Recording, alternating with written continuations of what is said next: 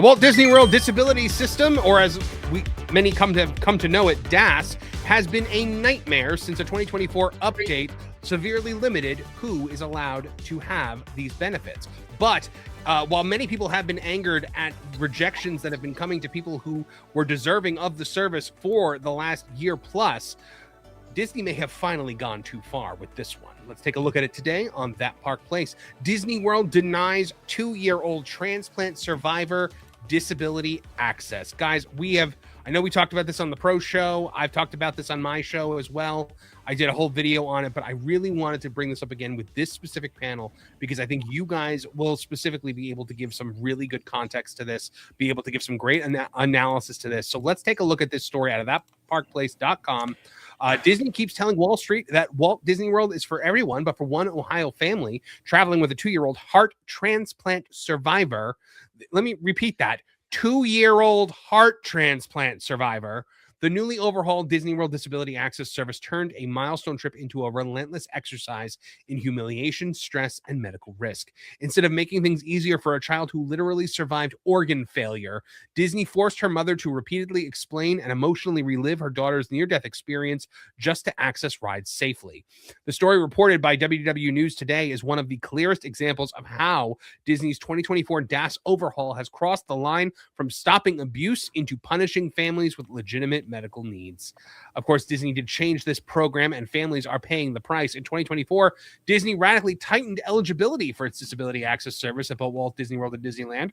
While Disney claimed the changes were meant to prevent abuse of the system, many guests with serious medical conditions have since found themselves denied accommodations. The new process requires families to go through a high-pressure video call, justify their diagnoses, and rely on cast members to make a case-by-case decision, often without medical training. Now, for Caitlin, that system failed in the most devastating way possible. Now, I want to set the stage here. She said, 18 months ago, I stood in a hospital room and prayed for a miracle. My daughter's heart was failing and we were running out of time. When the call finally came that a donor heart was available, it felt like the world stopped. We knew that another family was losing everything so ours could have a chance. That is a weight I carry every single day. And then in October 2025, the family took Frankie to Walt Disney World to celebrate a birthday that doctors were not sure she would ever reach. But Disney's disability system turned it into a trial. She said this Disney trip, the one we just took, was supposed to be a celebration of survival. It wasn't supposed to feel like a fight, but the new disability access service system turned what should have been a magical experience into a series of hurdles that no parent of a medically complex child should ever have to navigate. Now, what did Disney say to her? They said, so they denied her DAS off the bat. They said she didn't qualify for DAS. She said, you can wait in the regular line. If she struggles, she can leave and return later when you're closer to the front of the attraction or ask for a return time. So in other words, you have to trigger a medical event in order to actually get help. Guys, this is vile. Sick. It's look, disgusting. you guys are overly emotional when you're reporting this. This was a necessary downgrade to a system that was being abused. Of course, I say that with all sarcasm and humor, but you know, I was saying yesterday, and I'll say it again today. This is a 2-year-old. No. How many rides can she possibly want to go on? And most of the attractions are kids' attractions. Little tiny. You look, she wants to do probably meet and greets with characters. Okay. Yeah. It's a small world. Peter Pan. Doom buggies. She wants to do, But it's not only that. The mom was clearly stating how many times during the day this child needs medicine because it's throughout the day. So she's got to go to the first aid center, wherever that is in the park. I think it's towards the front of the park. So they're making a trip to the front, getting her medicine throughout the day. That already takes up most of your day. She's not going to do much rides. Yep. She should have had at least, they could have been like, okay, which rides would you like to experience? What meet and greets? And we're going to get you, back entrance, whatever accommodations. This is unacceptable, and shame on them is all I have to say. Not for nothing, Disney, just give them accommodations and then promote it. It's good PR for you. Yes. I know that's heartless to think about, but it would be good PR for the company, because if she misses a medication window, stays in a PACU too long, or was forced to exit and re-enter repeatedly, it could put this 2-year-old miracle child's life at risk. And so then they said, instead of giving her DAS, they were like, well, you can go talk to the attraction cast members at each attraction, and maybe they'll give you return times if they're able to. So she said she had to explain this and relive this nightmare to strangers all day long. She can't stay in crowded lines. We need to minimize exposure. She's nonverbal. She takes medication throughout the day. She's immunosuppressed. That's terrible. The rest of her life, right? What is going to take a toll on her little tiny body for what life she gets, however long she's with us. Unfortunately, there's a lot of reality here that most people don't understand. And again, I have to address it with humor and sarcasm, because this kind of stuff just breaks my heart. Mm-hmm. But Disney is not giving you what you used to get. Honestly, I had a family member with severe medical issues that had to take advantage of the old DAS system. And while that was problematic in enormous ways also, this new system and the way that they treat people and have to have you jump through a buttload of hoops is absolutely disgusting. Mm-hmm. And this is being called out in a way that I appreciate. But again, you guys don't understand. Disney is no longer about the customer experience, especially those with disabilities. They are about the bottom line, and that's it. And everything is going to be a necessary downgrade for Disney going forward. Your experience from the airport to your hotel, et cetera, et cetera, et cetera. That's where it starts. It used to, your Disney day used to start with a magical trip on a bus, and your luggage would magically arrive in your room. And there was all these magical things that happened for a Disney World trip. Now, there's nothing magical. It's a hassle. It's a disaster. And it's all on your phone. And you are at risk of them losing reservations and all kinds of other things on your stay. And I've been through those horror stories. And when you add this to that, a family that's already had just trials and tribulations that most people cannot possibly imagine. Not only to mention the medical expenses. Yeah. They were forced to probably purchase lightning lanes that they probably could not even afford. But, I do appreciate the people in the comments. Yeah, if it was a celebrity or some sort of, they would get the VIP backstage pass, right? It's right. We make decent money, and even we can't really afford the VIP tours. And we're not even, like, our kids are grown. Mm-hmm. It's just too expensive. And another thing that kind of stood out to me, I mentioned this on Ron's yesterday. I find it interesting, and I don't know if the policy has changed in the parks with the company, but once upon a time, you were not allowed to do what these cast members are advising these disabled families to do. And that is for half your party to go through the line while the other half waits until they get further up the line, and then you meet them. That was considered cutting in line once upon a time. And if you got caught, you could get trespassed from the parks. So it's very good. I want to know, has that changed? Is there, because to me, it sounds like a contradiction. What if a family is denied and they're taking this advice, but, cast members on the front lines see it as cutting in line? From what I understand, they bring the person in through the fast pass line, the lightning lane line. So a Disney cast member brings them in. So it's not like somebody's going to see somebody moving through the line and be like, "Hey, what the heck, man?" That's not going to happen. What's going to happen is they bring you in, but it's the same concept essentially that they frowned upon for so many years. But it's different because now they can get you to buy lightning lane, and Disney got from this situation exactly what it wanted, because with no meaningful DAS support, Caitlin and her family had no choice but to purchase lightning lane multipass. That's terrible. That's disgusting. You know what I would advise that mom? Introduce your 2-year-old into the IPs that Universal has, and forget the Disney IPs, and start making memories, childhood memories through Universal. And maybe have Disney be way down the line and like secondary, make Universal IPs the primary, and then take her to like Epic Universe and the Universal parks. Well, it's not like there aren't great rides, attractions, IPs, everything you just said. In fact, in a lot of ways, they're superior because they're newer and well invested in. And the fact that Disney doesn't reinvest or remodel or reinvent a lot of this older stuff, they sit on their laurels and they let things degrade, which is why we're having another pass at the castle that's blocking people's, quality experience that should have been taken care of, 5 years ago when they recognized they made an enormous mistake. Disney makes mistakes constantly because they're not doing it for pure reasons. They're not doing it in service of their guests.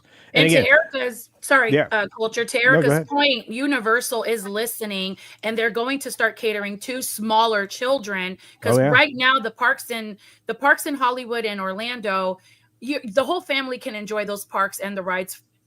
For the most part, I know they're known for their thrill rides and their coasters and things like that, but they are listening. And Universal it's under construction in Texas. They're going to have a whole theme park for children, and that is coming in the near future. So perhaps this family can save money and invest into a really good vacation and experience and take the kids to Texas to have a grand old time.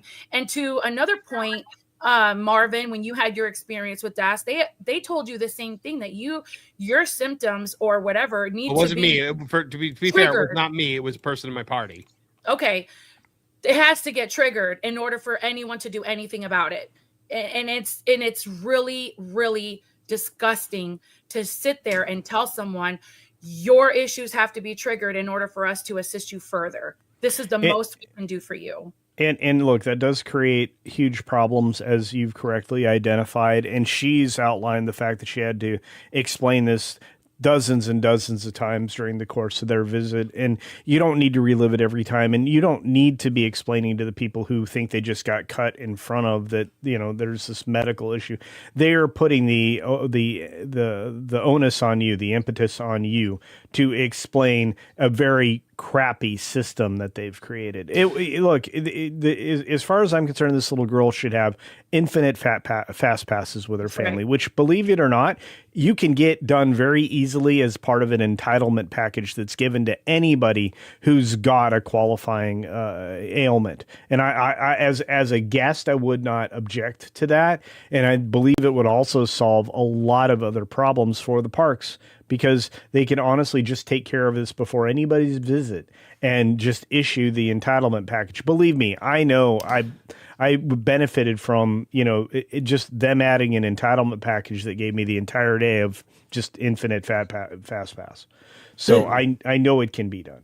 Well, the thing I want to illustrate here and how disconnected they are from their guests is, if you were to poll all of the guests outside of the park or even inside the park and say, okay, we have a DAS system, this is what it's for, does this person qualify? If everybody says yes, well, it just underscores how disconnected you are from the guest and providing that guest experience. Because if everybody agrees, and I think everybody would, that's a problem. Well, because they don't care about people with physical ailments anymore. They only care about people who have self-diagnosed autism, essentially. Right. Like neurodivergence. That's pretty much what this is for now. But my question is, guys, how do you think this situation would have been handled across town at Universal or SeaWorld? Because they all use the same system. They use the IBCC ESS third-party system, where you are allowed to use medical documentation, doctor's notes, and no questions are then asked. So what do you guys think would have happened at Universal? Do you think she would have been approved for that? Smooth sailing. Absolutely. Yeah. I would be surprised if they weren't. And it's, again, I think you bring some good points here. 2-year-old, that limits the number of attractions that individual can actually ride just off the get-go. So if you are, relinquishing a pass to these individuals or issuing a pass to these individuals, obviously they're going to be limited on what they can do, where they can go, and operationally it shouldn't be of any concern whatsoever. And at Universal now, their Attractions Assistance Pass, the app, is available through the Universal app. It's so easy to use now, and it's, you approve it once a year, pretty much, it is infinitely better. So anybody have anything closing to say about this entire ordeal? God bless this family, honestly. And I'm glad they were still able to have a good time, but I hate that they were forced to give out hundreds, if not thousands of dollars extra in buying Lightning Lane multipass. Anyone else want to weigh in?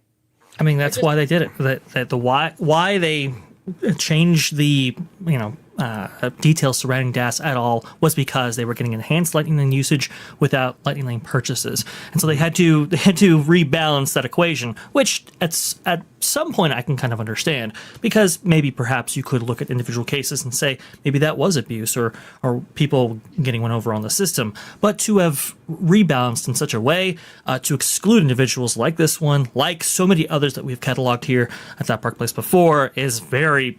I mean, it's not only surprising, but it's like you said, it's shameful. And the remerger thing, yes, I understand that they allow for that as an alternative and so forth, but we just saw a big altercation actually take place at the Indiana Jones queue in Disneyland recently. Somebody had multiple stitches and so forth because of the allegation of line cutting. So altercations do happen. Obviously, we want to mitigate those. And please, if somebody actually, qualifies, if you were to ask the common person if they do qualify or not qualify, if they do, just give it to them. Why the hassle? Why the news headline? The mom didn't need all that interrogation. DAS needs to stop interrogating people during those video calls, because it's really it's extremely uncomfortable, and you're already dealing with so much. You personally, if it's you or your family or whoever you're calling for, I mean, my God, it's like it is. It really is, and you don't even know this person you're talking to.